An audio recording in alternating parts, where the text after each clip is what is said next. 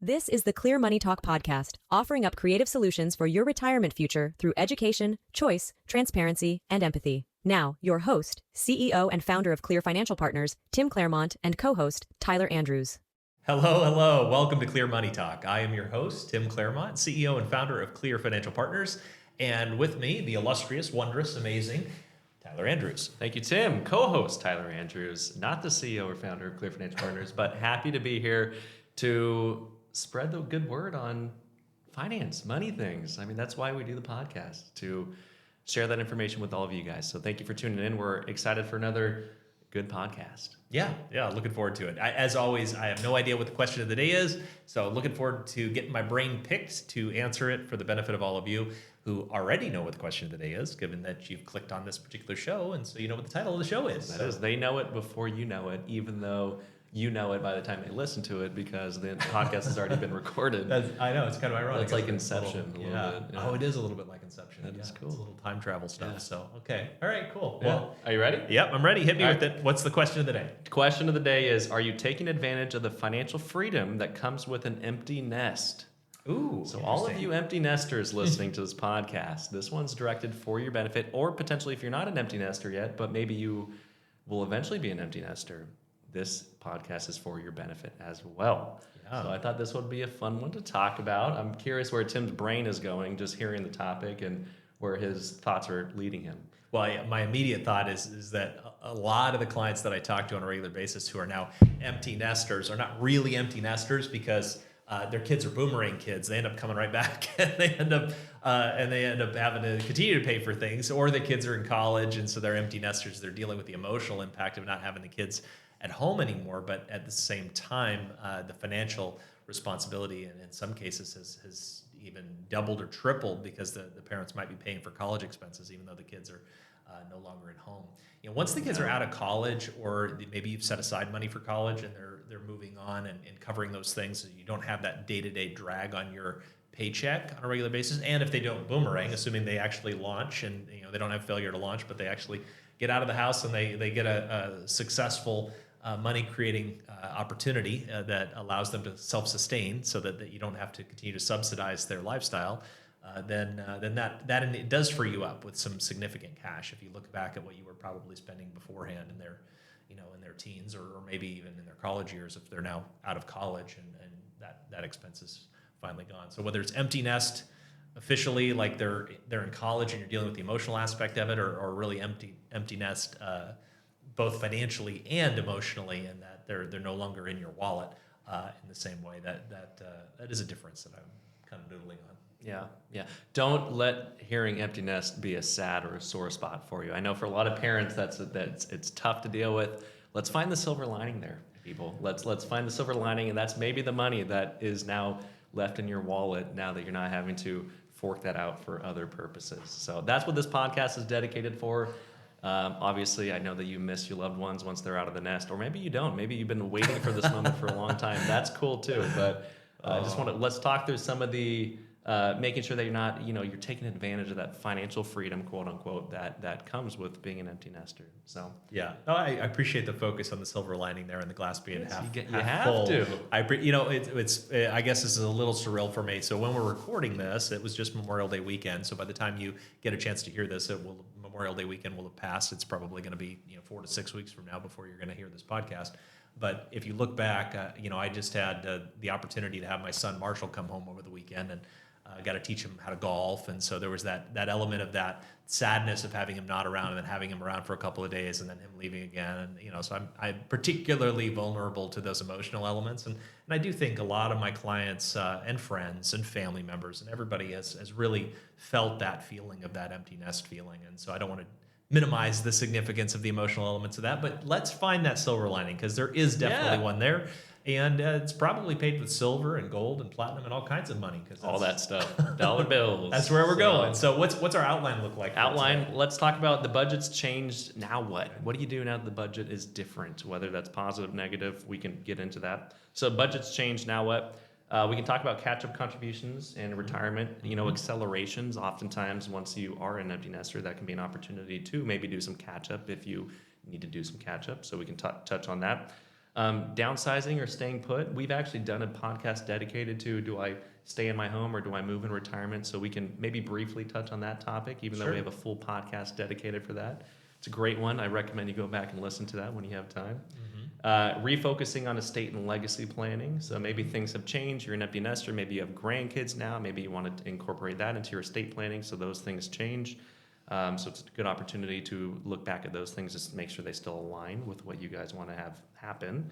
And the last thing is a new financial identity. So things are different now. What does that mean for you? What's your new identity as far as your finances are concerned now that you're, a large part of your life is moving to another large part of your life?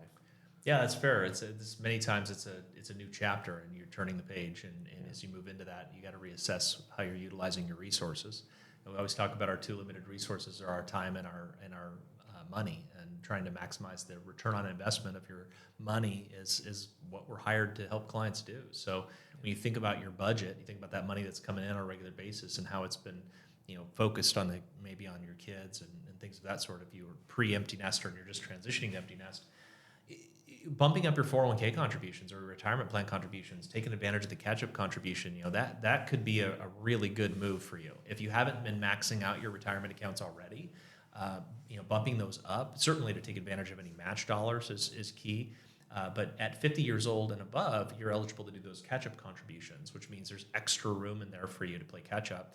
If you've been paying for kids' expenses in their high school years or potentially in their college years, you may have decided to decrease or even stop your 401k or retirement planning contributions. I'm not advocating that you should do that, just saying you might have done that. And this might be the opportunity for you to now bump those back up again and get your contributions going.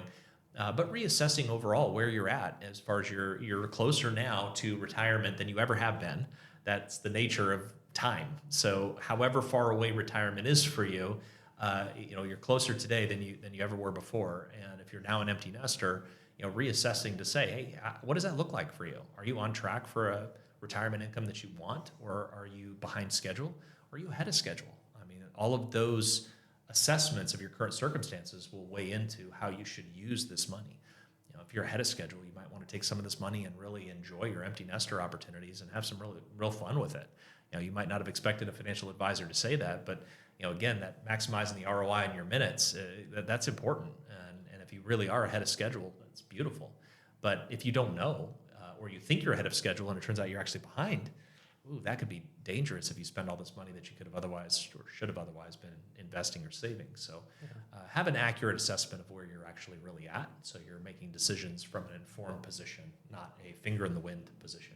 Yeah, I think you hit on two of the topics really perfectly right there, Tim, which the budget's changed, now what, and also the catch-up contributions and retirement acceleration. The kids are off the payroll. What do you do with that extra money? Whether it's paying down debts, accelerating some savings that maybe were neglected for a while, whether that's retirement savings or maybe even your emergency fund has dwindled.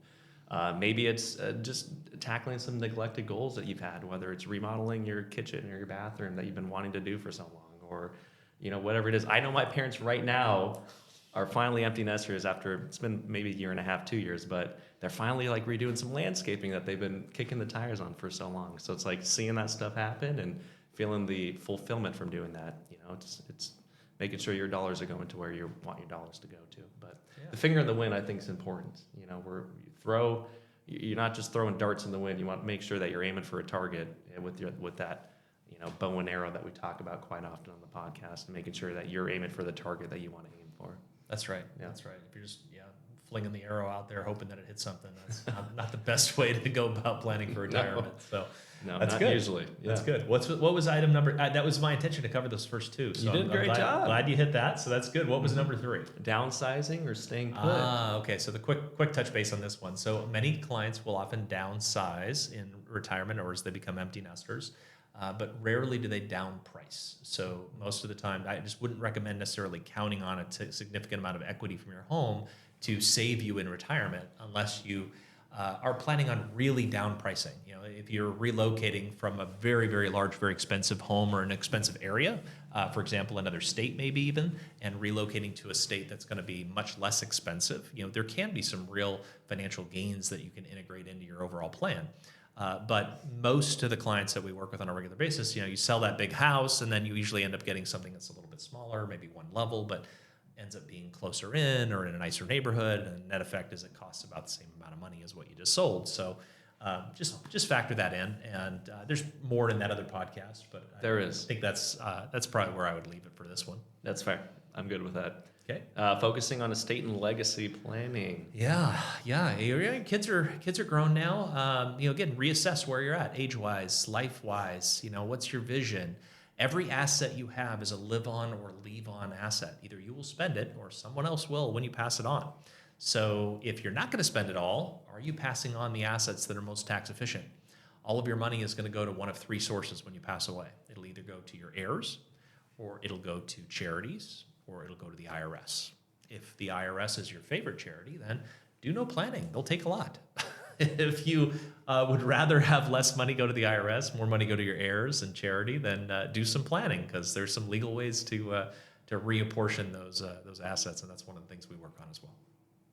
What if there's a fourth option and it's like to just bury your stuff with like a bunch of like buried treasure, and then just a wild goose hunt for all these people to try to find your stuff? That sounds interesting. You're still going to leave it to heirs. You just happen to That's not true. know You don't who know your who the heirs heirs are. are. That's right. Oh, you're now my heir. Yeah, Some there you random go. person that found my buried That's good. treasure. Yeah, buried coffee cans in the backyard. So Yeah. okay. That'd be I'll cool. never forget, there was a client of mine who just started working with me. This is in the early 2000s. So I've been in the business since 1997, 28 years now doing this. And it was early 2000s. I was only 4 or 5 years in the business. I remember they came in, they were a couple, they're clients today. And they said to me, Tim, that we've been through 4 or 5 financial advisors. The last one, they felt like just took advantage of them. It was not a good situation. They said, if this does not work out with you, we are literally going to bury our cash in coffee cans in the backyard. And they meant it.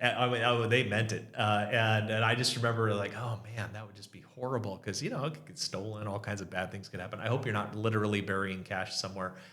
But fortunately, they had a great experience, and we've taken care of them now for over 20 years. And Nice. They're just really, really, really good people. So make sure you have the right relationship with who it is that you're going to work with and trust, and build that kind of a connection so that you can do smart things with your money. Yep. Okay. Last subtopic, if you will, of the main topic is the new financial identity. What does your new financial success look like now? It's not about tuition anymore. Maybe it's not about the recreational sports for the kids and going to the sporting events. Maybe it's about travel or finding a new financial identity, whether it's a work-life balance or some other factor. It's usually a crutch, if you will, for some sort of change for a lot of people when this happens. This is a big deal. So it really does come down to that other limited resource we were talking about. Of course, optimizing ROI on dollars matters, but optimizing the ROI on your minutes, your time is a big deal. And when you had your children at home with you, many of your minutes were probably allocated towards the kids. And whether it was taking them to recreational activities, or having evening meals with them, or spending time with them, teaching them, or working with something with them, or having a great time with them, or whatever it is that you did with your kids, all of those minutes are now back in your depository, and you now get to spend them how you wish. And it is an opportunity to reinvent yourself and decide, is there a hobby you'd like to lean into? Is there a side profession you'd like to lean into? Maybe you want to open a business on the side. There's some certain tax benefits that might make sense for that. Who knows what you want to do, but you get to reinvent yourself, and it is a wonderful opportunity. Very cool. I'm happy with the talking points that we went through. Do you feel like we're at a good point to go through just the answer? Yeah, I think this is a good tight show. So hopefully, it's probably one of our shorter shows. But some of them are shorter. it's on point. Some of them we put some more meat into them for that purpose. But just the answer. Yeah. Ready for it. Let's hit it. Okay. I should probably get a beverage, but I'll give it a shot. For the podcast purposes, Tim's gonna suck it up. And I'm sucking it up. So here we go. Topic of the day was, are you taking advantage of the financial freedom that comes with an empty nest? So Tim and I talked about a few different subtopics. One of those being your budget changed, now what? And also catch-up contributions and retirement acceleration. Tim, any quick notes from the podcast about those two? Yeah, I would say with the dollars that were previously allocated towards your children, making sure that you're using those effectively now rather than just spending them frivolously, getting a really good sense of where you're at from a retirement planning standpoint, so how you can take those dollars and optimize the value of them. Maybe consider increasing your retirement contributions again, take advantage of the catch-ups or the matching dollars that might be available in your retirement account. Those are definitely worth giving consideration to. But most importantly, having an assessment of where you're at. Are you ahead of schedule, behind schedule, or right on track for retirement planning so that you can have clarity around where to use those dollars effectively? Yeah, well put. Another one was downsizing or staying put. So this talks about your home. Do you stay put? Do you move? Yep. What does that look like for you? And we shared that there's another podcast we have where we talked about that at length. But bottom line is many clients downsize. Rarely do they down price. So keep in mind, if you're counting on using equity in your home as part of your retirement plan, make sure that's realistic and that you're really planning on living somewhere that's significantly cheaper than where you live currently. If you're planning on just relocating, it's certainly a good thing to have factored in, but just make sure that you're not anticipating a huge financial windfall from that process. Refocusing on estate and legacy planning.